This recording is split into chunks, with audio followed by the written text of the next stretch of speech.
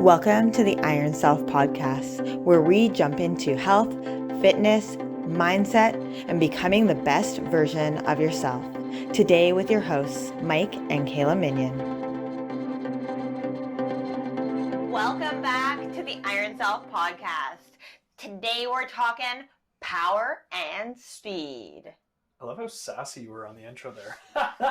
So today we're diving into just a nice short, hopefully maybe podcast about power and speed and building our athletes to be the most powerful, fastest versions of themselves. It doesn't just have to be athletes. What if I want to be our powerful? General population. Let's get moving, people. Okay, so let's begin. Mike, what is power? Power can be defined as being able to move weight quickly. So it is not just simply moving a weight, but it's doing it in a fast manner.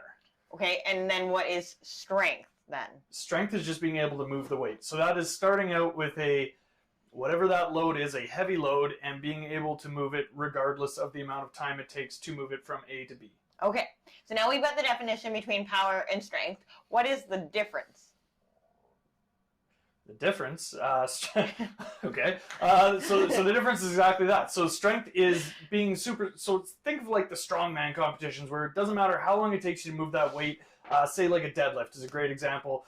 Thor Bjornsson, whatever his name is, when he's deadlifting 1,000 pounds, or I think it was 1,000 pounds. Anyways, when he set the record for that, it didn't matter how long it took him to get the bar from the ground up to its lockout position. That guy is strong as hell, and that was the definition of like that raw strength. Now, as far as power goes, let's look at a power movement, like talk Olympic movements, right? So snatches or cleans or clean and press, whatever you want to look at, where you're moving a weight quickly. So you got a heavy ass weight and you're still moving that bar very quickly. So that is where the power base comes from. Okay, and why is it important to have power? Power translates to speed. If you are looking at movement patterns in sports, obviously sport-specific movement patterns are different per every sport that you would do, or general life and movement. But power translates into more speed for what you're going with. So if you are, again, this is a generalization, but if you are really good at your Olympic lifts and you move that bar very quickly, or if you are really good at pushing a sled along the ground and you move that sled when it's weighted with 400 pounds super fast, then it's going to translate to a higher foot speed when you are on the field, ice, or turf, whatever you're playing. Okay, so really, really sports-specific is the most important place to have this. Sports-specific is where you get the translation from in the gym to on the field, yeah. So, I mean, if you're, an example of this would be for a hockey player, if you are just all day long doing back squats, I mean, your base of strength is going to come up, but being able to add that onto the ice without that forward motion, without being able to actually move your body in a positional movement, you're not going to get that translation. So what you're saying is like, okay, so I am a hockey player, I'm going to only squat. If I only squat, then when I go into the ice, I'm not going to be able to know how to move my legs forward in a speedy motion. I'll only be able to like squat up and down on the ice. Is that what I'm understanding? You will be strong. Okay, so strength is always the base of power. You need to be strong to be able to translate it into a powerful movement. If you can picture an athlete, picture a 18-year-old junior A hockey player, okay?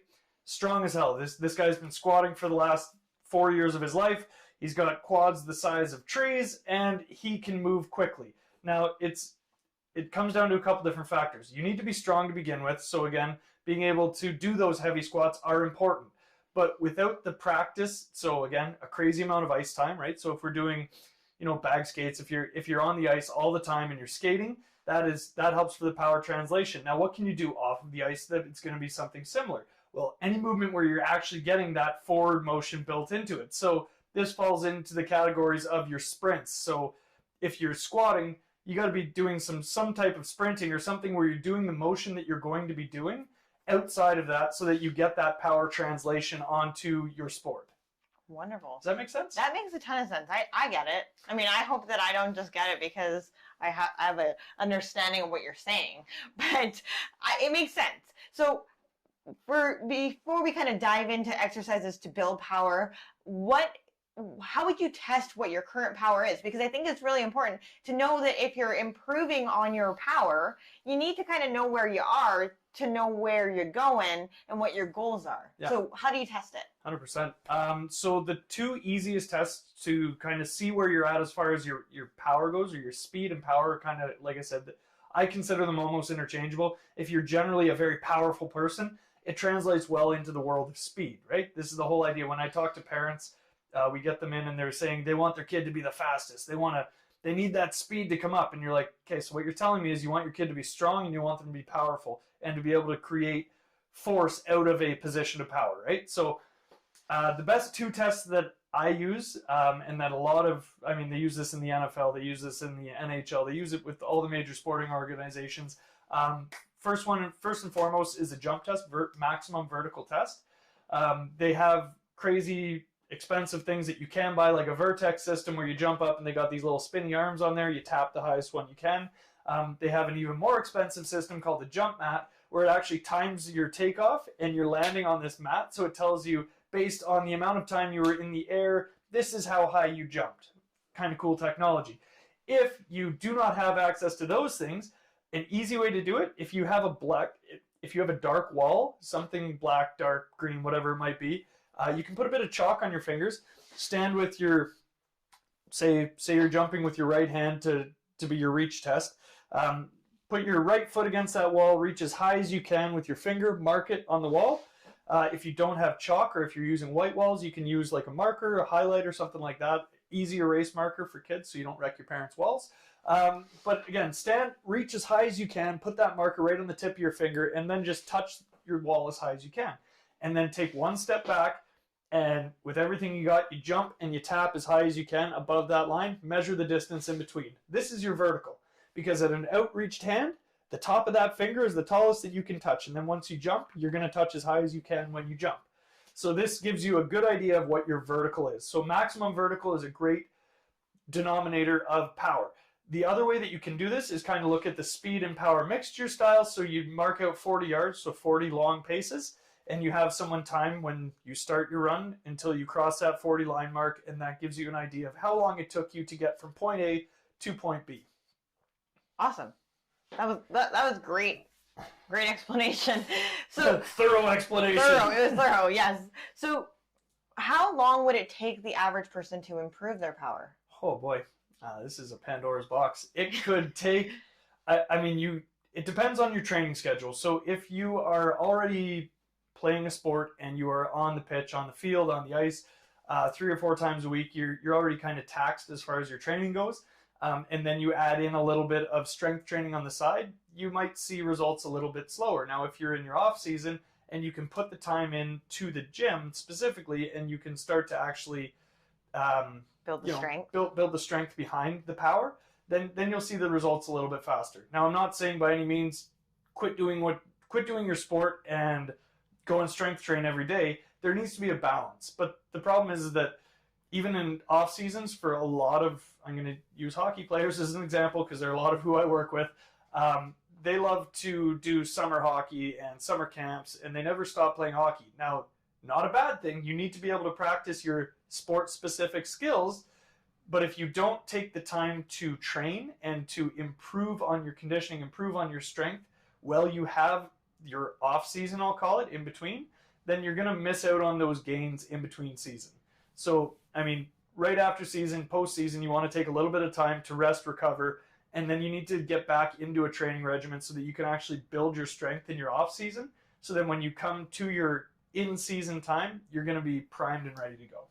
Okay, so how do we begin to improve it? So this comes back to like exercises or things to, I know that you've been alluding to a lot of this already, and I'm sure you feel like you're like a broken record repeating things. But I really want our audience to fully understand, what can you do to really improve this? Baseline, if you aren't strong, you're not going to be the fastest. That's not to say you won't be fast. There's people, kids, women, men, doesn't matter. There are people who are genetically gifted. They are going to be fast to begin with. If you need to work on this, if this is something that you have identified as something that you want to consciously work on, then it really does come down to building that strength. You need a base of strength to be able to transfer into those power movements. So I would say the best way to improve on it is build your strength. So you want to build your legs, build your deadlifts, build your squats, build your cleans, build your presses. Like you need to build a body, and then you can go into transfer of power movements. So then you start to get into your sprints. You can do, there's a million different sprint exercises you can do here, but anything where it's like, I'm going to use the term resistance running, and the best form of this for anybody who's worked with me, they already know that I love these. Hill sprints are an absolute godsend, because when you're running up on a hill, you're already running against resistance. It's not just running on a flat plane. You are against resistance for the entirety of that hill. So again, one of my favorite is you set your markers at 10 yards, and it's literally a 10-yard hill sprint, and then you do reverse lunges on the way back down, nice wide stance That reverse lunges. Awful. They're great for building power, though. If you want power transfer from where you are to what sport you're going to be playing, my favorite thing is, you get these soccer players that want to be faster, and you get them running hills, and they're like, I run all day on the pitch, and then you get them running a hill, and they're like, oh man, what have you done to me? Well, elevation, right, unto itself. Well, yeah, but again, it's running up against that hill that'll kill you. If you don't have a good hill and you have a gym that has a sled, same idea. It's resistance running. Load the sled up with weight plates, grab that sled, and you go hard with it. Okay, so what if you live in an apartment building? Could you run stairs? Would you get a similar, take from that? Stairs are going to build conditioning for sure. It's hard to build the power with the stairs. You can work your fast feet up the stairs 100%. The problem with stairs is that you never get into that running stance. So the idea, again, with a hill sprint or with sprinting in general, is that you're kind of in that forward flex leaned running stance. And when you're going upstairs, you simply can't get in that position. You're going to fall down going up the stairs. So stairs are great for conditioning. Stairs are great for foot speed. Stairs do build endurance through your legs. If you have flights of stairs, you see football players running stairs all day long. That's like a punishment from the coaches. Go out and run stairs. It's like, oh man, I did something wrong. It beats the absolute living hell out of you, and it is great for conditioning. 100%. Won't take that away. But if we're looking at power transfer and speed, hills, sleds, Olympic lifts are going to be your best bets. Okay, so your top 3 exercises then: hills, sleds, Olympic lifts. Yeah. Well, which Olympic lifts? I mean, let's get specific here. What are your top 3 exercises to improve power? Go. Oh man, it's a two-part. I'm going to say it's a two-part answer, because you need the strength and you need the power transfer. So the strength, my top 3 for those are going to be, I love unilateral work. So I'm going to say, well, I'll start bilateral. So we're going to start with squats. Heavy ass squats are going to be your best friend. Deadlifts, because those hamstrings help you pull when you're running, when you're skating, you need those hammies there. And then unilateral, we're going with Bulgarian split squats. Absolutely one of my favorites.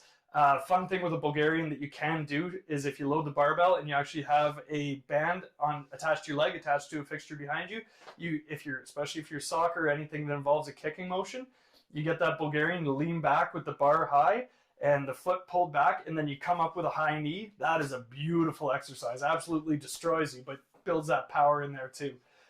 Then as far as power itself, hill sprints are always my go-to. They are an absolute ass kicker, and they translate so well on so many different sport applications. So if you have a hill that you can run the hell out of that hill. Now it's short duration bursts, so you want to work as hard as you can for a 10-meter sprint, 10-yard sprint, go hard. And then on the way back down is your recovery. So again, those nice long reverse lunges on the way down, so it really opens up the hips. So then on your next run, you're kind of loosened up, ready to go. So hill sprints, sleds are an absolute beautiful thing too. I miss the days of having our gym, because we had the sled and I could just destroy life with that thing. It was so good. And then really outside of that, for power transfer, it's kind of comes down to sport specific and how you move on the field. Okay, so if it's hockey, a great power transfer one that you can work on are like the speed skaters, where you jump into one side but you have a band pulling against you, so you're really getting that dynamic tension when you're coming across. If it is a soccer, that Bulgarian one I talked about is great. If it's general and you just want to be faster and more powerful in general, then you can start looking at your Olympic lifts. So your cleans, your what are we going for here? Clean, snatches. Yeah. Clean and press. Any of the major Olympic lifts that you can practice will help you improve power. Power index, it comes up with your Olympic lifts. So again, the strength ones and the power ones, they both kind of coincide. But again, if you don't have a large base of strength, being able to transfer that specifically into power, it becomes a bit more difficult for you. Okay, so what if you're a runner and you want to improve your speed time? Because that power is like really important for that. So 100%. like, would you do like a, what do you call those? Like the parachute run kind of? Parachutes are a weighted run. So again, if you, runners hate me for this, hill sprints. But because you're a runner, we're going to make those hill sprints a lot longer. So instead of it being a 10-meter sprint, we're going to set 30-meter cones, and we're going to do some fun little, you'll do a side shuffle one way, a side shuffle the other way, and then you're going to sprint like hell to the end. And then we're going to do a 10-meter sprint followed by a 10-meter backwards run followed by a quick turn, and then keep going. So there's a ton of things you can do for runners specifically. Now, the thing that I will say is I work with endurance runners, and it's the best way to say this. If you are an endurance runner, if you run anything that is over a 10K on a constant basis, you need muscle to waste for your races. Because once your body runs out of its natural energy sources, it starts to eat your muscles. You start to atrophy because that is what your body has available for energy production as you go into these longer runs. So you're going to hate me for it, but you guys need strength more than you need speed, because strength equals that endurance and makes it able for your body to continue to muscle waste as you continue running. When you, like you already said, strength also leads to power. So having more strength in general, you're just going to be able to propel yourself more forward. 100%. And this again comes down to that, like a great way for training runners is you do those short duration bursts. And I mean, I'm going to use air quotes here, short duration. For an endurance runner, a short duration burst is like 600 to 800 meters of as hard as they can go, followed by a moderate jog, followed by sprinting again. So like a HIIT training. Like a HIIT training. Well, a style, more like a MIIT. But when we come into the athletic realm too, if you are coming to me as an athlete and you say, I do HIIT training every day, and then you tell me that you do 30-30 breaks, those in terms of athletic performance are not HIIT. Those are MIIT. You are medium intensity, because there is not a single human being on this planet that can sustain high intensity for 30 seconds. Your energy system is completely zapped between 2 and 8 seconds. Like you're gassed. Sorry, that is a point of contention for me.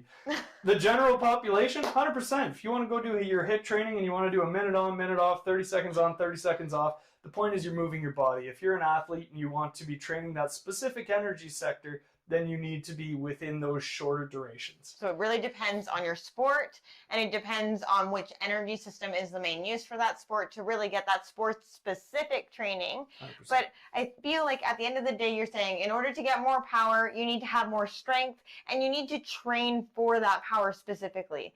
So to know, where you're going, how to improve it, you got to have that nice structured training program. And so if you need help with structuring a training program that's going to get you more speed and power, I really say reach out to Mike, get him to help you, get him to give you, some pointers or advice, get him to take a look at what you're currently doing, because he really does have that knowledge to help you propel yourself forward. Well, and here's the thing. Did you like that pun? I loved it. Okay. You're cute. There's a million training systems out there, and it's not a one-size-fits-all approach. You get some guys in that respond really well to their heavy lifts, and maybe they already have a base knowledge of, hey, I can lift these heavy-ass weights a million times, and they don't even fatigue me. Awesome. Let's start working on a new system. Let's see where we can make improvements. Sometimes it's not looking at their... Again, it depends on the athlete. If you have a basketball player that wants to be able to box people out when they're down in the key, then you need to be able to work on their upper body strength, because they need that ability to move and shift their power very quickly and very efficiently to get the ball and get where they need to go. Whereas, if you're looking at a football linebacker, you need to be able to brace against somebody that's about to hit you and be able to withstand these crazy amounts of force on your body. So it's more of like that isometric hold, that holding power, more than it is about that dynamic power to be able to move quickly. Does that make sense? Yes, so there is so many different varieties of power. You could just go on and on and on, I'm sure. I could rattle on for days, but the point is, regardless of which which sport you're playing, there's always a good training system for you.